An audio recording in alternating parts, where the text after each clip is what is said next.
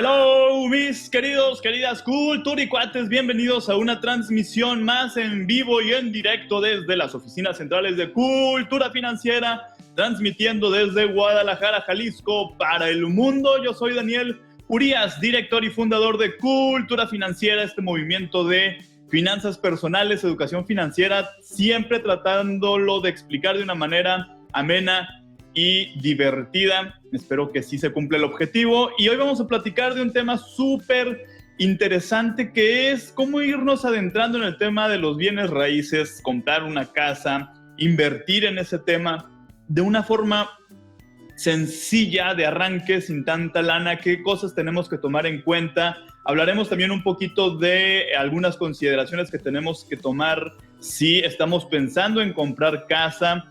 ¿Qué sucede con estas empresas de inversión, empresas fintech que me permiten invertir en algunos proyectos inmobiliarios? ¿Sabían ustedes que puedes rentar en Airbnb o puedes tú generar ingresos a través de una renta en Airbnb sin que tengas tú un inmueble? Vamos a ver de qué se trata eso, pero no se los voy a platicar yo, se los va a platicar alguien que ustedes ya conocen, y si alguien no, pues ahorita la va a conocer. Sofía Macías, la autora de Pequeño Cerdo Capitalista y una súper experta en temas de educación financiera en México, Latinoamérica, y estaríamos también hablando, como dirían por ahí, en el Chavo del Ocho, en el mundo de habla hispana también está súper presente.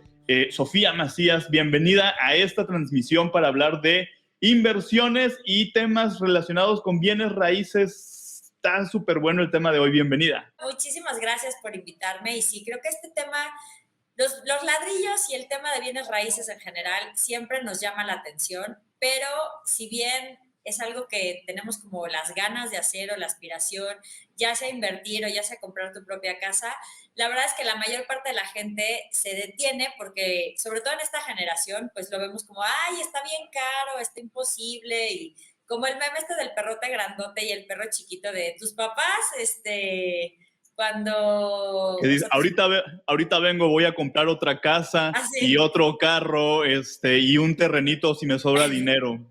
Y yo a la como, misma bueno, edad, exacto, de yo unas sabritas. comprarme una coca me da ansiedad y me deja sin dinero, ¿no?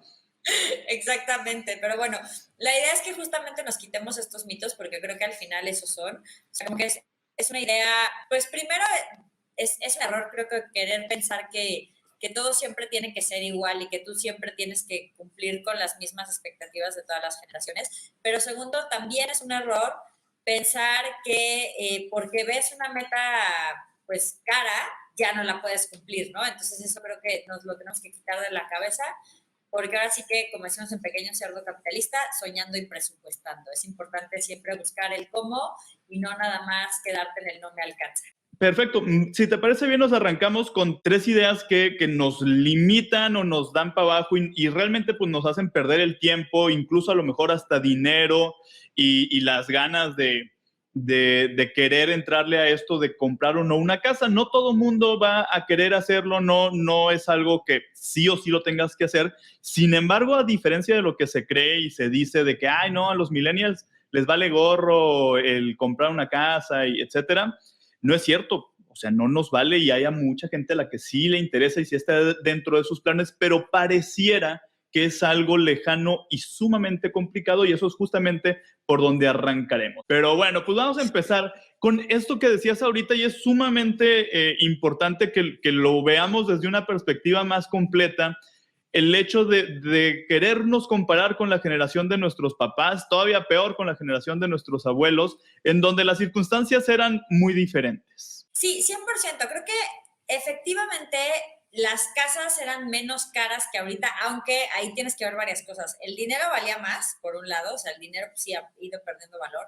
Y por otro lado, también la población era diferente. O sea, estos 20 millones que somos en la Ciudad de México, o los 4 y cacho que son en Guadalajara, de donde Dani nos transmite en Cultura Financiera, la verdad es que no, o sea, yo creo que justamente antes de los 70s, antes de los 80s, pues no había esa cantidad de gente en las ciudades, no había esa cantidad de gente en el mundo en general. Entonces, eso hace que los mercados financieros también cambien.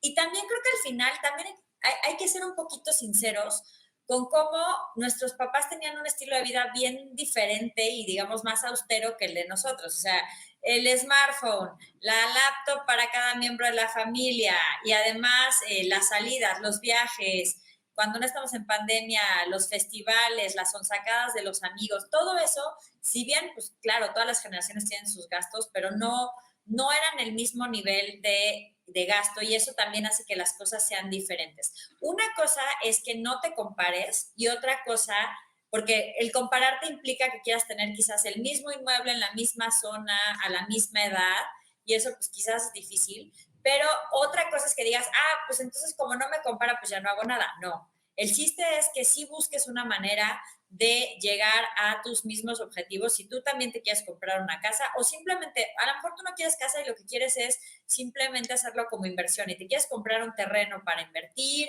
o quieres comprar una bodega o una oficina o quieres comprar, sí, un inmueble que sea más para Airbnb o para rentar, lo que sea que quieras hacer.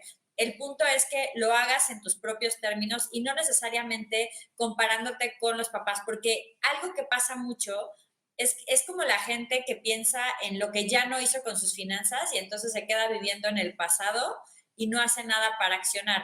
Como yo, la lógica termina siendo, como yo no tengo las mismas condiciones y no está tan fácil, entonces ya no hago nada. Y eso la verdad es que no quiere decir que porque no sea la misma situación, no tengas posibilidades de hacer otras cosas. Entonces ahí sí, aguas, no te compares porque eso, lejos de ayudarte a avanzar, te mete el pie durísimo. Bueno, ese es el primer error del que queríamos platicar. Hay un segundo error que creo que nos evita empezar en el tema de bienes raíces, que es buscar solo opciones tradicionales. Estas opciones tradicionales es justamente, pues como mi tía compró una casa en la parte más céntrica de la ciudad y la rentó y siempre tuvo 20 años el mismo inquilino y después se la dejó a mis primos, pues yo quiero hacer lo mismo, ¿no? O justo, o sea, no, pues es que yo quiero comprar mi casa con el crédito Infonavit y a partir de eso ya la voy a rentar y me va a ir muy bien y ni siquiera hiciste los números. Y justamente ahorita tú mencionabas que hay otras opciones que quizás justo antes en el contexto de nuestros papás no existían, como las inversiones inmobiliarias a través de las plataformas fintech. Existen también otros esquemas que no necesariamente es la renta tradicional de los inmuebles. Entonces, justo como que creo que si quieres, digamos, tener éxito en un mercado inmobiliario que ya no se parece al de tus papás, no puedes seguir teniendo los mismos esquemas que tenían tus papás, porque pues entonces como que ahí hay una paradoja así como cuando Marty viaja al pasado y se encuentra a la mamá y etcétera, pues más o menos igual, ¿no? Como de volver al futuro. Entonces, aguas ahí con esos temas de clavarnos en solamente lo típico, lo que sabe mi primo, lo que han hecho en mi familia toda la vida.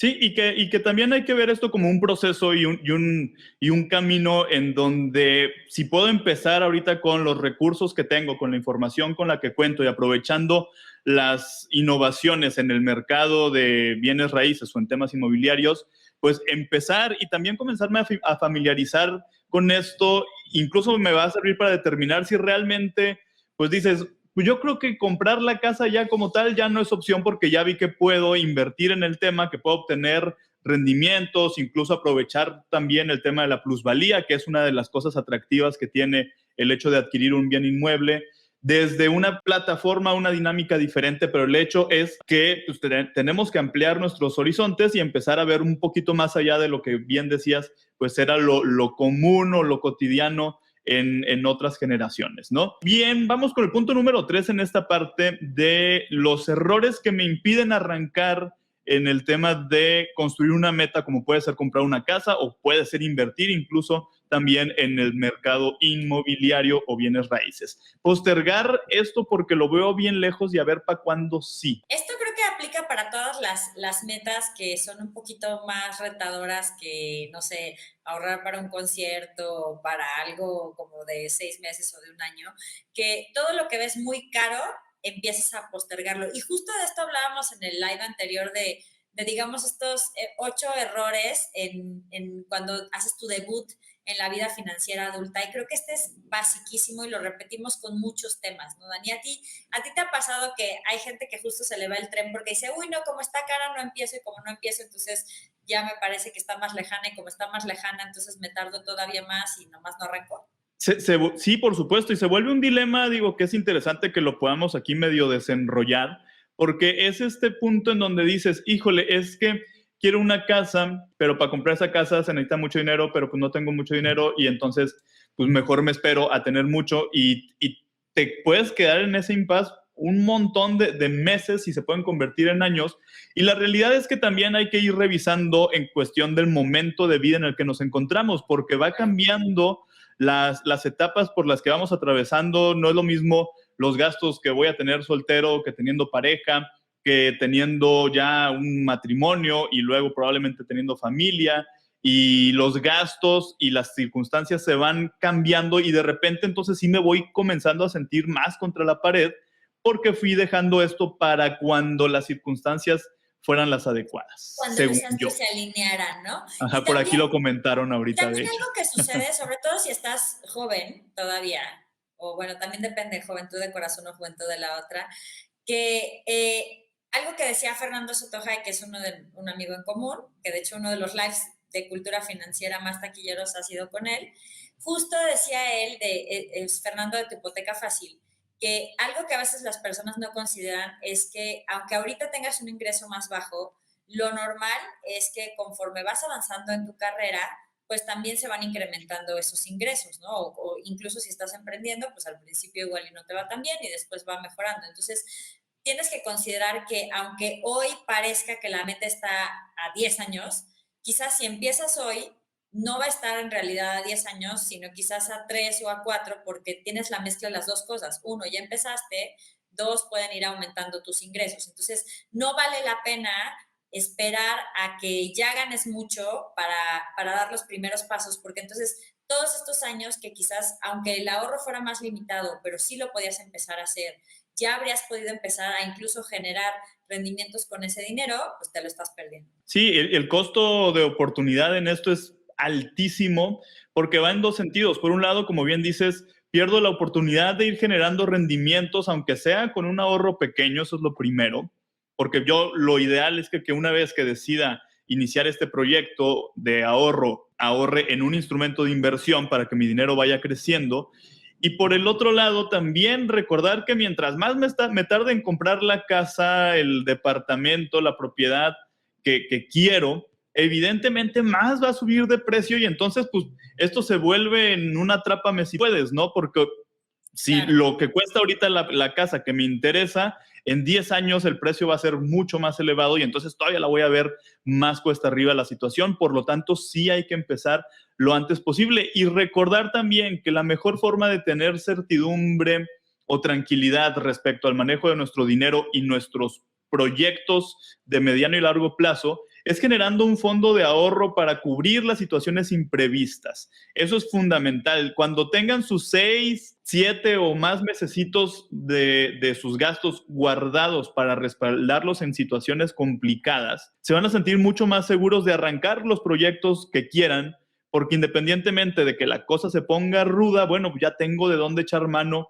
para salir a flote lo más rápido que se pueda, y mis proyectos no van a tener que verse sacrificados en una situación complicada si me preocupo ahorita por tener este respaldo, este colchón que me ayuda. 100%. Justo ese consejo que platicábamos en los 8 errores es algo que hemos comentado mucho esta semana, porque también esta parte de tomar metas grandes, siempre el miedo es, híjole, es que si me quedo sin chamba, híjole, pero es que si viene otra crisis, que las crisis siempre vienen una próxima, así que si no, ahora sí que como canción de Timbiriche, si no es ahora será mañana, pero sí va a haber una próxima crisis. Entonces, el punto es justamente siempre tener este margen de maniobra, que si bien igual no te resuelve todo, no te resuelve eventos larguísimos, por lo menos sí te da ese tiempo para reaccionar, para rearmarte, para reorganizarte, y te cambia completamente cualquier situación imprevista. Y hablando de crisis, y antes de pasarnos ya a las opciones que vamos a compartirles el día de hoy para arrancarnos en este tema de los bienes raíces,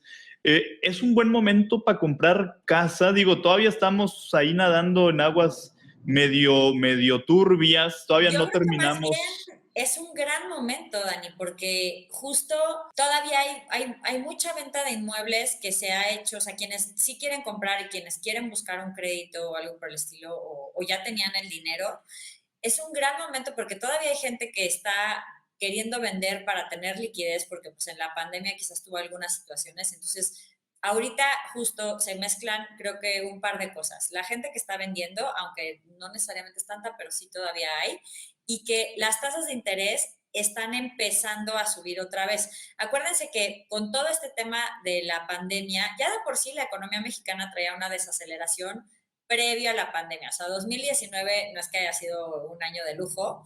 Y luego en 2020, pues viene esto, pues ya nos partió el queso, ¿no? Entonces, las tasas de interés, que es el costo del dinero, que es lo que, digamos, el Banco Central le cobra a otros bancos para prestarle dinero y a su vez es lo que le paga a los inversionistas, venían bajando para que el crédito fuera más barato y estimulara la economía. Entonces, llegó a un mínimo de 4%, es un poquito más alto de lo que estuvo en la crisis financiera global, que además duró mucho más tiempo que probablemente lo que dure la recuperación de la pandemia, que llegó a estar en 3% anual la tasa, que ahí sí estaba bajísima, y después subió hasta 8.5%, que fue lo que estuvo sus niveles más altos en 2019 más o menos, y luego ahorita ha ido bajando, bajando, bajando, bajando, bajando, bajando y llegó a 4. Después de todos estos meses de bajada de tasas de interés, que obviamente eso hacía que estuvieran un poco más baratos los créditos hipotecarios, ya el viernes pasado, el viernes 25 de junio, el Banco Central empezó, o sea, ya su tasa empezó a subir a 4.25% anual, incluso hasta los que invierten en CETES o querían invertir en CETES, pues ya vieron el cambio de tasas de 4 a 4.3% en los CETES de 28 días. Y de alguna manera esto nos está anunciando que entre más rápida sea la recuperación económica o más se trepe la inflación, porque ahorita lo que le preocupa a los bancos centrales es que están aumentando los precios, pues también más rápido van a empezar a aumentar otra vez las tasas y por ende el costo de los créditos hipotecarios. Entonces, si Correcto. es algo que te lo estabas pensando, pues la verdad es que aplícate ya para llegar a ese enganche, o sea, sobre todo si pensabas buscar un financiamiento, si ya tenías las condiciones para hacerlo, pues ponte las pilas para de verdad buscar uno bueno, porque ahorita estamos en una coyuntura. Yo me acuerdo un poquito de lo que pasó con el mercado inmobiliario en 2008-2009, como estuvieron tanto tiempo bajas las tasas y había más acceso al crédito, lo que empezó a suceder en ciudades donde hay mucha demanda como Ciudad de México, Monterrey, Guadalajara, incluso Mérida, Tijuana, Puebla, es que con las tasas tan bajas, los precios de los... había como mucha gente que podía acceder a crédito, que empezó a subir la demanda y los precios empezaron a disparar. Entonces, sí es muy probable que si siguen subiendo, digamos que en este periodo podamos ver en unos 2 o 3 años que sigan subiendo el tema de las propiedades por este efecto de qué pasa cuando hay crédito barato, ¿no? Entonces, por eso no se me duermen en sus laureles. Y si te parece bien, vámonos con la opción número 1 para empezarnos a acercar a este proyecto de vida que es tener un inmueble.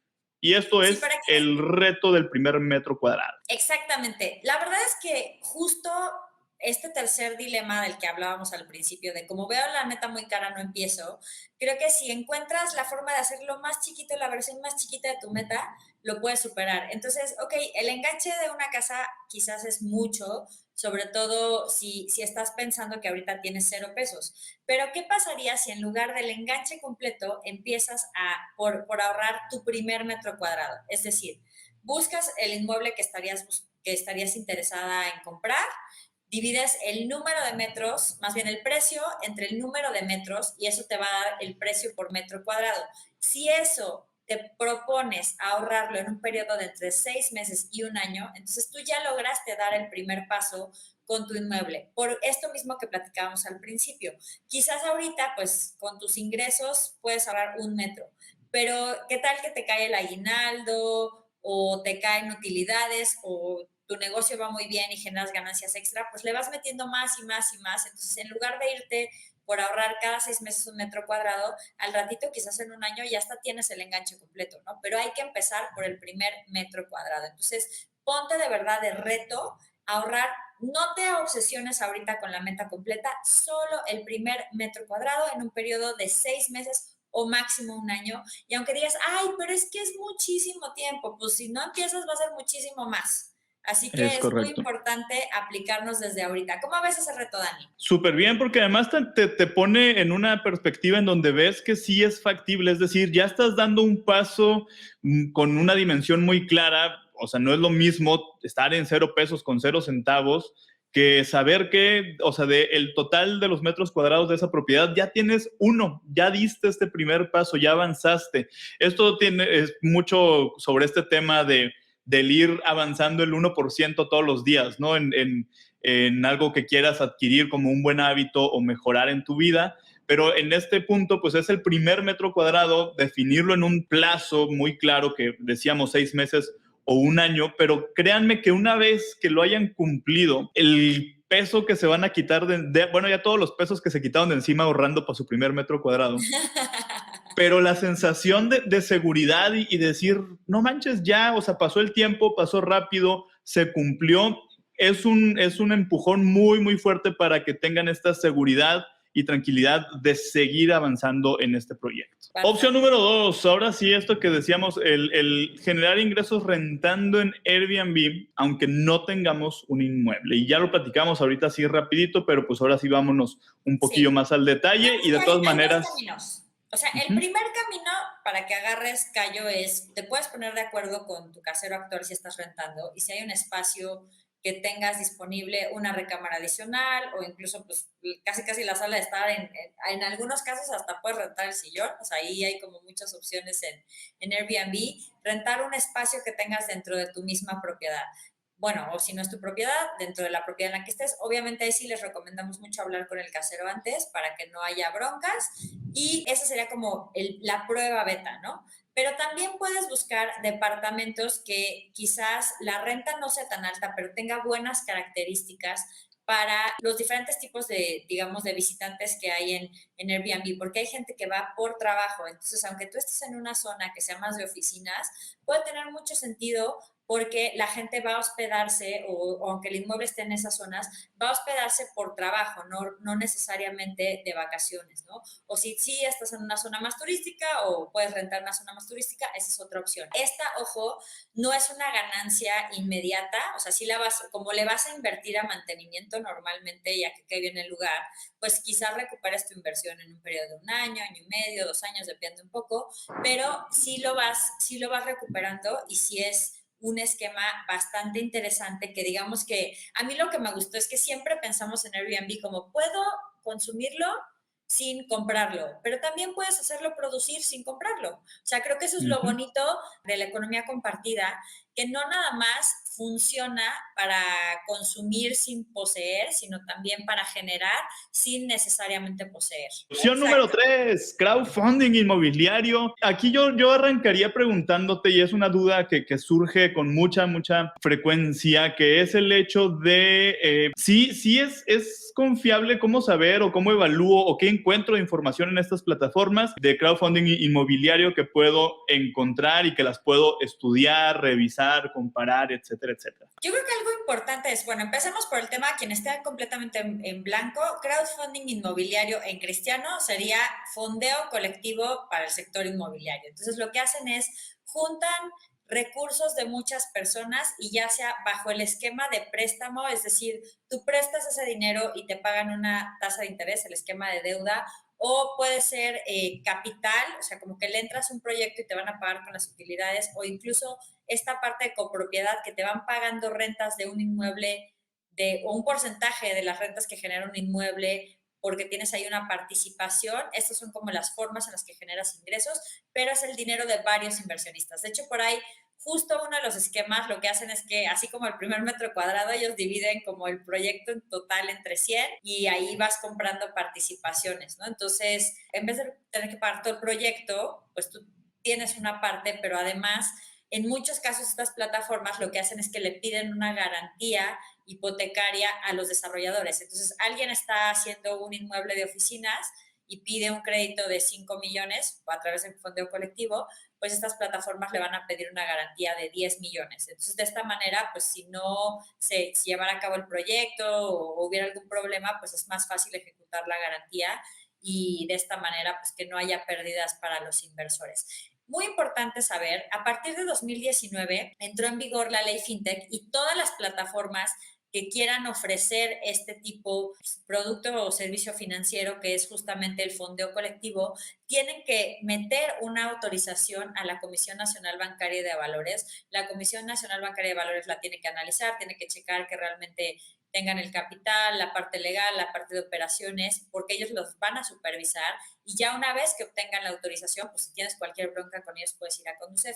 En este momento todavía, ahí me explicaron que hay un loop un poco raro en el que para poder obtener la autorización necesitabas tener los estatutos registrados ante notario y como para registrar ante notario necesitabas la autorización, era como del huevo y la gallina. Entonces, ahorita tienen una cosa rara en la que hay varias plataformas que ya obtuvieron una autorización con condición suspensiva, es decir, sí están autorizadas, pero todavía no es oficial porque no se ha publicado en el diario oficial de la federación, entonces se tienen que esperar a poder hacer su primer trámite con el notario y luego regresar con la comisión y ya que les den la autorización oficial. Pero una vez que esto salga, si tú tienes cualquier bronca, pues ya van a estar inscritas en el padrón, en el famoso CIPRES de la Conducef, en el padrón de entidades supervisadas, entonces ahí la cosa ya mejora y cambia. Y dentro de estas plataformas de crowdfunding, algunas que están ya en ese supuesto de autorización con condición suspensiva, son justamente Expansive, 100 ladrillos y Brick. Algo muy importante es el horizonte de inversión, porque estas plataformas, pues ¿en cuánto tiempo construyen un inmueble? Pues 12 meses si te va bien, pero a lo mejor se van a 18 o a 48 meses o a 3 años. Entonces, tú también tienes que tener un horizonte de inversión parecido a estos, porque si bien puedes entrar con poco dinero, algunas te permiten entradas desde 1,000, 3,000, 10,000, 25,000, dependiendo del tipo de proyecto, pues sí tienes de pronto muchos temas relativos a que tienes que tener un tiempo suficiente para esperar para que te paguen los rendimientos. No son necesariamente inversiones de corto plazo, pero si tú metes de largo plazo, pues los rendimientos sí pueden llegar a ser bastante interesantes. Perfecto, pues ahí están estas opciones para comenzar a adentrarnos en este mundo. Decíamos, puede ser una buena forma de invertir, de generar ingresos adicionales, de ir aprendiendo y ensayando también para la compra de nuestra propia casa, departamento. Y ojo, también hay que estar conscientes de que el comprar una casa para habitarla no necesariamente es una inversión como tal. Digo, estoy trabajando en un proyecto de vida para darme un techo bajo el cual vivir y probablemente dejar de pagar renta, etcétera, etcétera.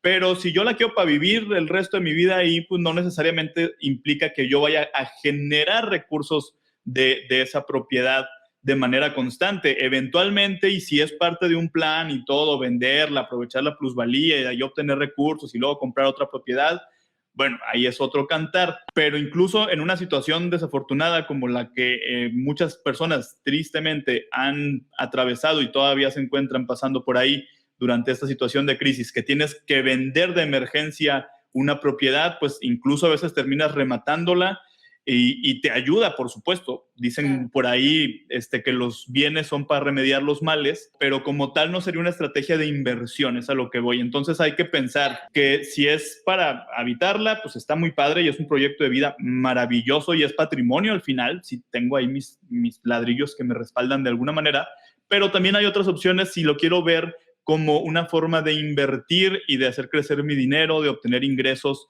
adicionales. Perfecto, Sofía, muchísimas gracias. Como siempre, la autora de Pequeño Cerdo Capitalista. Si no lo han leído, también léanlo, está re bueno. También la agenda de retos financieros, es decir, hay que acompañar nuestra vida de información y contenido valioso para aprender y crecer. Muchísimas gracias por este tiempo, estos consejos. Yo soy Daniel Urías, de Cultura Financiera. Recuerden que ahorrar, invertir y comenzar a pensar en sus temas relacionados a los bienes raíces, inmobiliarios, etcétera, etcétera, es bonito y está bien.